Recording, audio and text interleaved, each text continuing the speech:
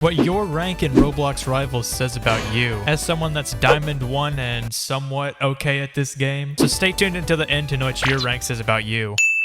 If your rank is Arch Nemesis, then you're either one of the best players in the entire game and you have like a win streak of like the high hundreds to low thousands, or some Arch Nemesis even have streaks in the tens of thousands. Either you're one of those people or you're just a hacker. The amount of hackers that just hack their way to the top of the leaderboard is actually diabolical. I've seen so many hackers reach Arch Nemesis, and some even reach like Diamond. There's seriously like a big hacker plague in Roblox Rivals right now. Like it's really bad. They're all just hacking their way to the top. They're all getting Arch Nemesis when the real players can't. It's very sad, and I can't even lie.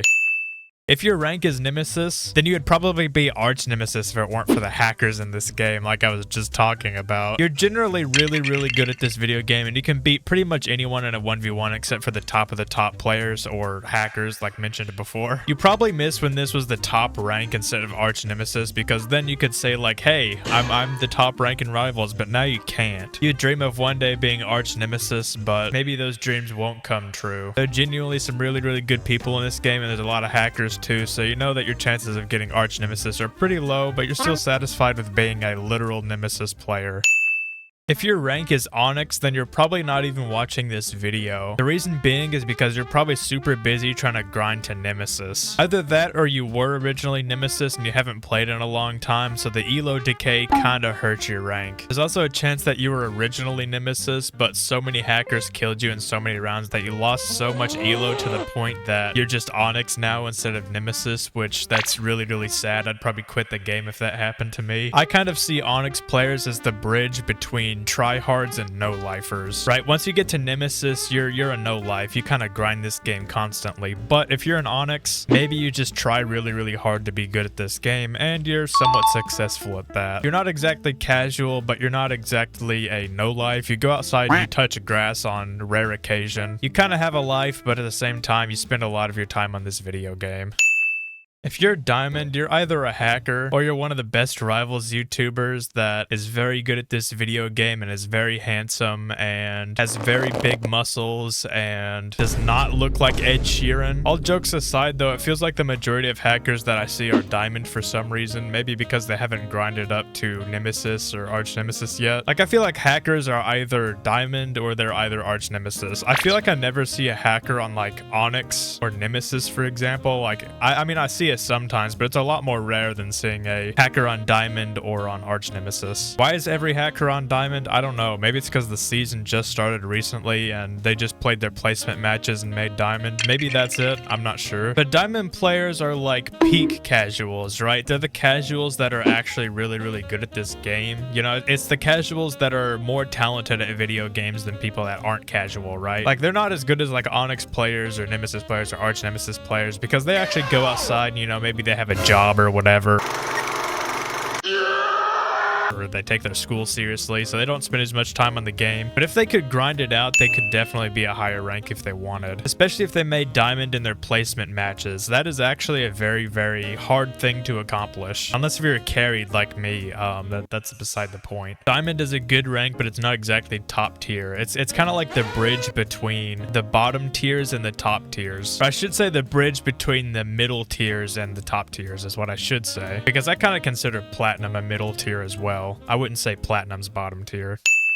If your rank is Platinum, you're not super great at this game, but you're not bad either. You're probably like, I wouldn't exactly say you're mid at the game, but you're somewhat decent. You're above average if you're Platinum. Especially Platinum 3 players, you know, there's a big gap between Platinum 3 and Platinum 1 players, right? Platinum 1 players, they're the players that are, you know, slightly above average. You know, they win a decent amount of their games, sometimes by sheer luck, but then Platinum 3 players, those are the players that are, you know, a little more skilled than usual. Platinum 3 players is kind of like it's like the bridge between Platinum and Diamond. It's the bridge between like the somewhat okay ranks and the upper echelon of really good ranks. That was a fancy word. What does that word even mean? If you're Platinum, there's a good chance you place Gold 3 and then work your way up to the Platinum rank, which is pretty respectable. If your rank is gold, this is where things start to get not so great. Gold is pretty much the top of the bad ranks, pretty much. Like, if you're gold, you're not exactly really good at this game, but you're not like the worst of the worst. You're like the bottom 1/3 of the barrel is the best way I can describe it. Like, you're not middle of the barrel, you're not top of the barrel, but you're not bottom of the barrel. It's kind of like a weird limbo between bad and good, but you're more bad than mid is what I should say. You're not like 10-year-old on mom's iPad bad, but you're not like, you know, your average diamond player playing on computer and winning, you know, a lot of games. You're just not really super great, but you're not really super bad.